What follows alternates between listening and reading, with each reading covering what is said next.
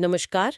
आज हम भारतीय संविधान के सफर के कह सकते हैं अंतिम पड़ाव पर हैं। हाँ, अंतिम लेकिन बहुत महत्वपूर्ण पड़ाव। बिल्कुल।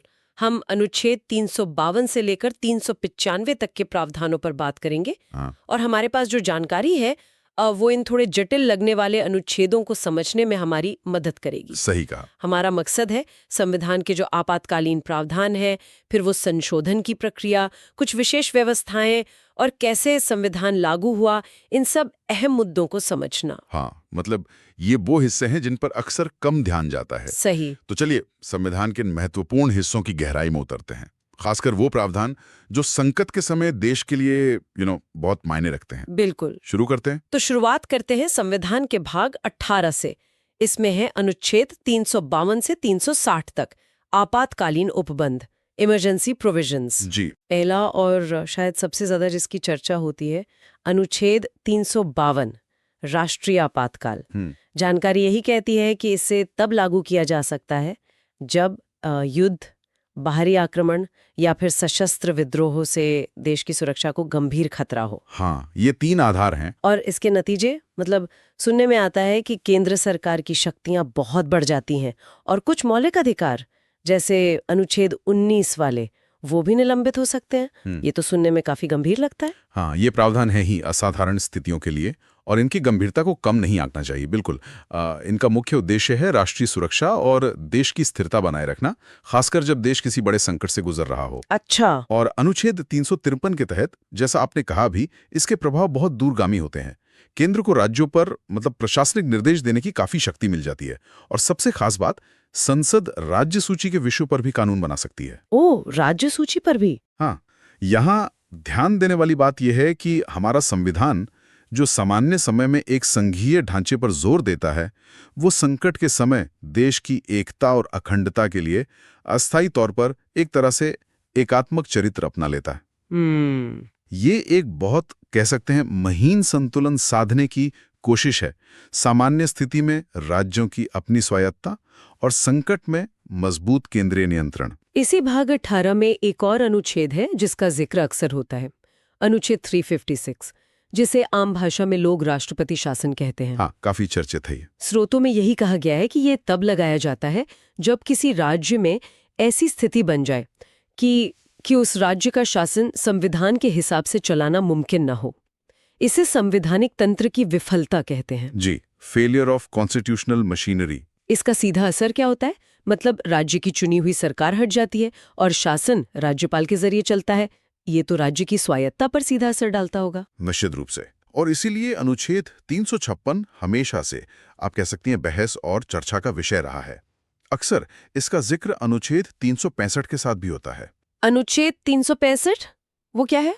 अनुच्छेद 365 ये कहता है कि अगर कोई राज्य केंद्र सरकार के दिए गए संवैधानिक निर्देशों को मानने में फेल हो जाता है या नहीं मानता है, तो राष्ट्रपति के लिए मानना वैध होगा कि हाँ, उस राज्य में संवैधानिक तंत्र विफल हो गया है, और फिर अनुच्छेद 356 लगाया जा सकता है। अच्छा, तो ये दोनों जुड़े हुए हैं एक तरह से। हाँ, यहीं पर केंद्र राज्य संबंधों का वो नाजुक संतुलन फिर सामने आता है जिसकी हम बात कर रहे थे।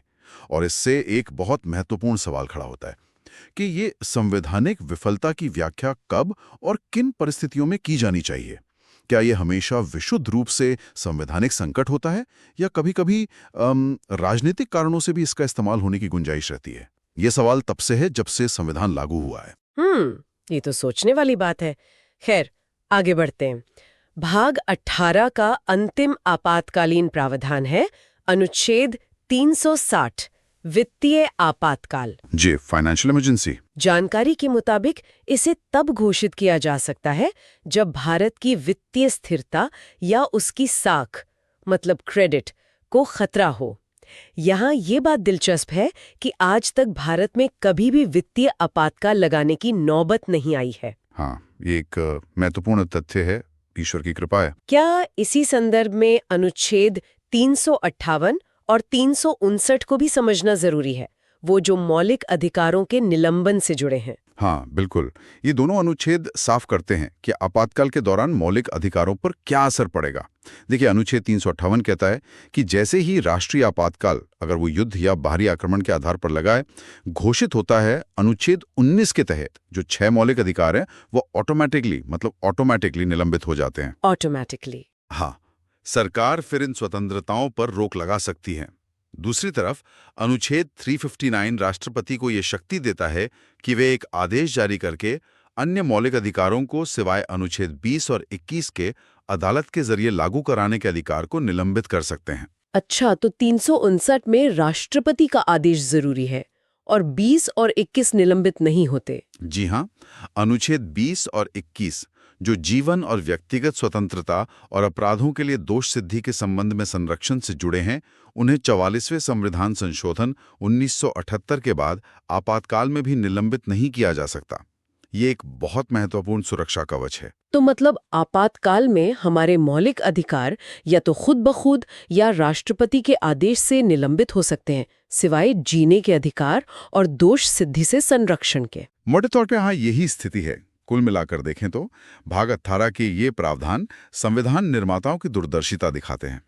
उन्होंने सामान्य स्थिति के लिए एक लोकतांत्रिक संघीय व्यवस्था तो बनाई, लेकिन साथ ही ऐसी असाधारण परिस्थितियों की कल्पना भी की जब देश की एकता, अखंडता और सुरक्षा सबसे ऊपर हो और उसके लिए शायद कठोर कदम उठाने जरूरी हों। मौलिक अधिकारों का निलंबन कोई छोटा कदम नहीं है। ये उस स्थिति की गंभीरता को ही दर्शाता है जिसके लिए ये प्रावधान बनाए गए हैं। ठीक है, ये आपातकालीन प्रावधान तो समझ में आए। अब संविधान के भाग 19 की ओर बढ़ते हैं। इसमें अनुच्छेद 361 से 367 तक विविध उपबंध हैं, मिसलेनियस प्रोविजंस। जैसा कि नाम से लगता है, इसमें कई अलग-अलग तरह की बातें होंगी। जी हाँ, इसमें कई तरह के प्रावधान हैं जो किसी एक श्रेणी में फिट नहीं होते। अपने पद पर रहते हुए किए गए किसी काम के लिए किसी भी अदालत के प्रति जवाबदेह नहीं ठहराया जा सकता और न ही उनके कार्यकाल में उन पर कोई क्रिमिनल केस शुरू हो सकता है। ये तो बहुत बड़ी छूट लगती है। हाँ, ये छूट जरूर बड़ी लगती है, लेकिन इसके पीछे एक ठोस प्रशासनिक और संवैधानिक तर्क है। सोचिए, अगर देश के राष्ट्रपति या राज्य के राज्यपाल को अपने हर फैसले या काम के लिए फौरन अदालती कार्रवाई का सामना करना पड़े, तो क्या वो बिना किसी दबाव या डर के अपने संवैधानिक कर्तव्यों का पालन ठीक से कर पाएंगे? शायद नहीं। हाँ, तो इस छूट का उद्देश्य यही है कि ये उच्च संवैधानिक पद अपनी गरिमा और स्वतंत्रता के साथ काम कर सकें। इसे हम शक्तियों के पृथक्करण के सिद्धांत से भी जोड़कर देख सकते हैं, जहां कार्यपालिका के प्रमुखों को न्यायिक दखल से एक हद तक सुरक्षा दी गई है। अच्छा। हालांकि ये याद रखना जरूरी है कि ये छूट उनके कार्यकाल तक ही सीमित है। पद से हटने के बाद उन पर कार्रवाई हो सकती है अगर कानूनन ऐसा बनता हो। अच्छा, ये एक दिलचस्प संतुलन है पद की गरिमा और जवाबदेही के बीच। भाग 19 में और कौन से महत्वपूर्ण अनुच्छेद हैं जिनका हमें ध्यान रखना चाहिए? स्रोतों में अनुच्छेद 361A, 366 और 367 का भी जिक्र है। हाँ, अनुच्छेद 361A भी महत्वपूर्ण है। ये संसद और राज्य विधानसभाओं की कार्यवाही की जो सच्ची रिपोर्ट होती है, उसके प्रकाशन को कानूनी मुकदमों से सुरक्षा देता है। ये प्रेस की स्वतंत्रता और जनता के जानने के अधिकार के लिए जरूरी है। ठीक है। फिर आते हैं अनुच्छेद 366 और 367 पर। अनुच्छेद 366 तो एक तरह से संविधान की डिक्शनरी है। डिक्शनरी मतलब इसमें संविधान में इस्तेमाल हुए कई शब्दों और वाक्यांशों की परिभाषाएं दी गई हैं, जैसे आंग्ल भारतीय कौन है, अनुसूचित जाति क्या है, संघ राज्य क्षेत्र किसे कहेंगे, वगैरह वगैरह। ओह, अच्छा। और अनुच्छेद 367 संविधान की व्याख्या इंटरप्रिटेशन के लिए कुछ सामान्य नियम बताता है, जैसे कि कानूनों की व्याख्या के लिए जो जनरल क्लॉजेज एक्ट के सिद्धांत होते हैं, वो जहां तक हो सके संविधान की व्याख्या पर भी लागू होंगे। ये अनुच्छेद 366 और 367 तो काफी तकनीकी लगते हैं। आम पाठक के लिए इनका क्या महत्व है? देखिए, कोई भी कानून, खासकर संविधान जैसा मूल दस्तावेज, तभी असरदार होता है जब उसके शब्दों का मतलब साफ हो और उसकी व्याख्या एक जैसी हो। अगर हर कोई अपने हिसाब से मतलब निकालेगा तो भ्रम फैलेगा, विवाद होंगे। हाँ, ये तो है। तो अनुच्छेद 366 परिभाषाएं देकर और 377 व्याख्या के नियम बताकर इसी भ्रम को दूर करते हैं। ये पक्का करते हैं कि संविधान को लागू करने वाली संस्थाएं, चाहे वो संसद हो, सरकार हो या न्यायपालिका, संविधान के प्रावधानों को एक सुसंगत तरीके से कंसिस्टेंटली समझें और लागू करें। इसलिए ये तकनीकी जरूर लगते हैं, पर संविधान के सही और प्रभावी कामकाज के लिए इनकी बुनियाद बहुत मजबूत है। ये एक तरह की कानूनी निश्चितता, लीगल सर्टेनिटी देते हैं। ये बात समझ में आती है। अब हम आते हैं संविधान के भाग 20 पर। इसमें सिर्फ एक अनुच्छेद है, अनुच्छेद 368। लेकिन जैसा आपने पहले भी इशारा किया था, ये अकेला अनुच्छेद ही बहुत वजन रखता है, क्योंकि ये संविधान में संशोधन मतलब अमेंडमेंट की प्रक्रिया से जुड़ा है। जी हाँ, बहुत ही महत्वपूर्ण अनुच्छेद है ये। स्रोत बताते हैं कि ये अनुच्छेद संसद को संविधान में बदलाव करने का अधिकार देता है। पर क्या ये अधिकार असीमित है? मतलब संसद कुछ भी बदल सकती है? नहीं, ये अधिकार असीमित बिल्कुल नहीं है। अनुच्छेद 368 खुद ही संशोधन की प्रक्रिया बताता है और उसमें कुछ सीमाएं भी हैं। पहली बात, संविधान में संशोधन का प्रस्ताव संसद के किसी भी सदन में लाया जा सकता है, लेकिन उसे पास होने के लिए सदन की कुल सदस्य संख्या का बहुमत चाहिए और साथ ही उपस्थित और मतदान करने वाले सदस्यों का कम से कम 2/3 बहुमत। इसे विशेष बहुमत कहते हैं। विशेष बहुमत, ठीक है। दूसरी, और ये बहुत महत्वपूर्ण बात है, अगर संशोधन संविधान के संघीय ढांचे से जुड़े कुछ खास प्रावधानों में बदलाव करना चाहता है, जैसे राष्ट्रपति का चुनाव, केंद्र और राज्यों की शक्तियों का विस्तार, सुप्रीम कोर्ट, हाई कोर्ट, राज्यों का संसद में प्रतिनिधित्व या खुद अनुच्छेद 368, तो उसे इस विशेष बहुमत के साथ साथ कम से कम आधे राज्यों की विधानसभाओं की सहमति भी लेनी होगी। ओहो, आधे राज्यों की सहमति भी? जी हाँ। तो इसका मतलब ये हुआ कि संविधान को बदलना संभव तो है, लेकिन आसान नहीं, खासकर उन मामलों में जो राज्यों को भी प्रभावित करते हैं। बिल्कुल सही कहा आपने। यहीं पर भारतीय संविधान की एक खूबसूरती दिखती है। संविधान बनाने वाले इसे न तो ब्रिटेन की तरह बहुत ज्यादा लचीला बनाना चाहते थे, जहां संसद साधारण कानून की तरह संविधान बदल सकती है, और न ही अमेरिका की तरह बहुत ज्यादा कठोर, जहां संशोधन करना बेहद मुश्किल है। उन्होंने बीच का रास्ता चुना। अनुच्छेद 368 संविधान को एक जीवंत दस्तावेज यानी लिविंग डॉक्यूमेंट बनाता है, जो समय और समाज की बदलती जरूरतों के हिसाब से ढल सके। लेकिन साथ ही ये विशेष बहुमत और राज्यों की सहमति वाली शर्त ये पक्का करती है कि संविधान के जो मूल सिद्धांत हैं, जो उसका संघीय ढांचा है, उसके साथ आसानी से छेड़छाड़ ना हो सके। ये लचीलेपन और कठोरता का एक बड़ा अनूठा मिश्रण है। ये संतुलन वाकई महत्वपूर्ण लगता है। चलिए अब आगे बढ़ते हैं भाग 21 की ओर। ये है अस्थायी संक्रमणकालीन और विशेष उपबंधों से संबंधित temporary, transitional and special provisions. इसमें अनुच्छेद 369 से 392 तक है। इसके नाम से ही लगता है कि इसमें कुछ ऐसी व्यवस्थाएं होंगी जो या तो कुछ समय के लिए थीं या फिर कुछ खास इलाकों के लिए हैं। हाँ, आपका अनुमान बिल्कुल सही है। इस भाग में कुछ प्रावधान ऐसे थे जो संविधान के लागू होने के शुरुआती दौर के लिए थे और अब शायद उतने प्रासंगिक नहीं रहे, जैसे अनुच्छेद 369 जो संसद को अस्थायी रूप से राज्य सूची के कुछ विषयों पर कानून बनाने की शक्ति देता था। अच्छा। लेकिन इसी भाग में कुछ बेहद महत्वपूर्ण और स्थायी विशेष प्रावधान भी हैं, खासकर अनुच्छेद 371 और इसके अलग अलग खंड 371A, 371B, C, D, E, F, G, H, I, J तक। इतने सारे? हाँ, ये प्रावधान महाराष्ट्र, गुजरात, नागालैंड, असम, मणिपुर, आंध्र प्रदेश, तेलंगाना, सिक्किम, मिजोरम, अरुणाचल प्रदेश, गोवा और कर्नाटक राज्यों के कुछ विशेष क्षेत्रों या वर्गों के लिए खास व्यवस्थाएं करते हैं।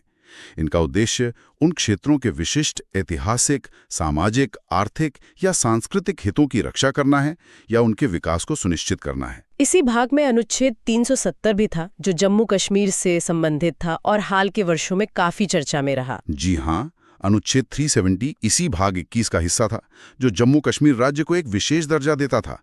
हालांकि जैसा कि हम सब जानते हैं और स्रोतों ने भी उल्लेख है, 2019 में इस अनुच्छेद के तहत दिए गए विशेष दर्जे को समाप्त कर दिया गया है और जम्मू कश्मीर का पुनर्गठन भी हुआ है। हाँ। लेकिन अनुच्छेद 371 के तहत जो अन्य राज्यों के लिए विशेष प्रावधान हैं, वे अभी भी लागू हैं। और यहाँ दिलचस्प बात यह है कि ये विशेष प्रावधान दिखाते हैं कि भारतीय संविधान एक राष्ट्र एक कानून के सिद्धांत को मानते हुए भी देश की जो अपार विविधता है उसको कैसे स्वीकार करता है और उसे समायोजित करने की कोशिश करता है। ये दिखाता है कि भारत का संघवाद मतलब फेडरलिज्म सिर्फ केंद्र और राज्यों के बीच शक्तियों का बंटवारा ही नहीं है, बल्कि अलग अलग क्षेत्रों की अनूठी पहचान और जरूरतों को संवैधानिक मान्यता देना भी है। ये विविधता में एकता का एक संवैधानिक प्रतिबिंब लगता है। अब हम संविधान के बिल्कुल अंतिम भाग 22 पर पहुंच गए हैं। इसमें अनुच्छेद 393 से 395 तक केवल 3 अनुच्छेद हैं। ये किस बारे में है? ये अंतिम 3 अनुच्छेद एक तरह से संविधान को औपचारिक रूप से समेटते हैं, उसे क्लोज करते हैं। अनुच्छेद 393 तो बहुत सीधा है। ये कहता है कि इस संविधान का संक्षिप्त नाम भारत का संविधान, द कॉन्स्टिट्यूशन ऑफ इंडिया, होगा। ठीक है। अनुच्छेद 394 ये बताता है कि संविधान कब से लागू हुआ। इसमें लिखा है कि कुछ अनुच्छेद जैसे नागरिकता, चुनाव, अंतरिम संसद, अस्थायी प्रावधान वगैरह से जुड़े, वो तो 26 नवंबर 1949 को ही लागू हो गए थे, जिस दिन संविधान सभा ने इसे अपनाया था। हाँ, संविधान दिवस। बिल्कुल। लेकिन संविधान का मुख्य भाग 26 जनवरी 1950 से लागू हुआ और इसी दिन को हम गणतंत्र दिवस के रूप में मनाते हैं। और अनुच्छेद 395? स्रोत बताते हैं कि इसने कुछ पुराने कानूनों को निरस्त किया, मतलब खत्म किया। इसका क्या महत्व है? हाँ, अनुच्छेद 395 का महत्व प्रतीकात्मक भी है और कानूनी भी। इसने 2 प्रमुख कानूनों को निरस्त किया। पहला, भारत शासन अधिनियम 1935, गवर्नमेंट ऑफ इंडिया एक्ट 1935, जो ब्रिटिश काल का मुख्य संवैधानिक दस्तावेज था और जिसके आधार पर भारत का शासन चल रहा था। और दूसरा, भारतीय स्वतंत्रता अधिनियम 1947, इंडियन इंडिपेंडेंस एक्ट 1947, जिसने भारत को आज़ादी तो दी थी, लेकिन फिर भी कुछ मामलों में ब्रिटिश संसद की सर्वोच्चता बनी हुई थी। अच्छा, तो इन दोनों कानूनों को निरस्त करके अनुच्छेद 395 ने औपचारिक रूप से भारत के औपनिवेशिक कानूनी अतीत से उस विरासत से संबंध विच्छेद किया। ये इस बात की घोषणा थी कि अब भारत एक संप्रभु गणराज्य है और उसका शासन किसी बाहरी शक्ति द्वारा बनाए गए कानून से नहीं, बल्कि स्वयं भारत के लोगों द्वारा अपनी संविधान सभा के माध्यम से बनाए गए संविधान के अनुसार चलेगा। ये एक नए संवैधानिक युग की, आप कह सकते हैं, निर्णायक शुरुआत थी। तो ये थे संविधान के अंतिम अनुच्छेद। भले ही संख्या में कम हो, लेकिन इनका महत्व कम नहीं है। आज हमने अनुच्छेद 352 से 395 तक का ये सफर तय किया। हमने देखा कि कैसे संविधान आपातकालीन स्थितियों से निपटने के लिए केंद्र को विशेष शक्तियां देता है। हाँ। कैसे राष्ट्रपति और राज्यपालों को संरक्षण मिलता है, कैसे परिभाषाएं और व्याख्या के नियम स्पष्टता लाते हैं, कैसे संविधान को बदलने की एक संतुलित प्रक्रिया है। बिल्कुल। कैसे कुछ क्षेत्रों की विशेष जरूरतों का ध्यान रखा गया है, और अंत में कैसे संविधान औपचारिक रूप से लागू हुआ और पुराने औपनिवेशिक कानूनों की जगह ली। हमारा मकसद यही था कि इन अक्सर नज़रअंदाज किए जाने वाले हिस्सों की अहमियत को समझें। बिल्कुल। और इन सभी प्रावधानों को, मतलब आपातकाल, विविध नियम, संशोधन, विशेष उपबंध और ये समापन वाले अनुच्छेद, इन सबको एक साथ देखने पर एक बात साफ होती है। संविधान निर्माताओं ने न केवल एक आदर्श शासन व्यवस्था की रूपरेखा बनाने की सोची, बल्कि भविष्य की अनिश्चितताओं, संकटों और भारत की जो अविश्वसनीय विविधता है, उसको भी बहुत गहराई से समझा और ध्यान में रखा। उन्होंने एक ऐसा ढांचा बनाने की कोशिश की जो स्थिर भी हो और जरूरत पड़ने पर बदल भी सके, जो राष्ट्रीय एकता पर जोर दे लेकिन क्षेत्रीय आकांक्षाओं को भी जगह दे। अब यहाँ एक विचारणीय बिंदु ये है, सोचने वाली बात, कि आज संविधान लागू होने के 7 दशक से ज्यादा समय बाद ये प्रावधान कितने प्रासंगिक है? हाँ, ये सवाल तो है। रहे हैं संविधान संशोधन की प्रक्रिया का उपयोग कैसे हो रहा है? इन सवालों पर लगातार सोचते रहना, विमर्श करते रहना जरूरी है, ताकि संविधान सच में एक जीवंत दस्तावेज बना रहे और हमारे समय की चुनौतियों का समाधान हमें देता रहे। इसी विचार के साथ आज की ये चर्चा यहीं समाप्त करते हैं। उम्मीद है संविधान के इन महत्वपूर्ण मगर कभी-कभी जटिल लगने वाले हिस्सों को समझने में आपको कुछ नई दृष्टि मिली होगी। धन्यवाद।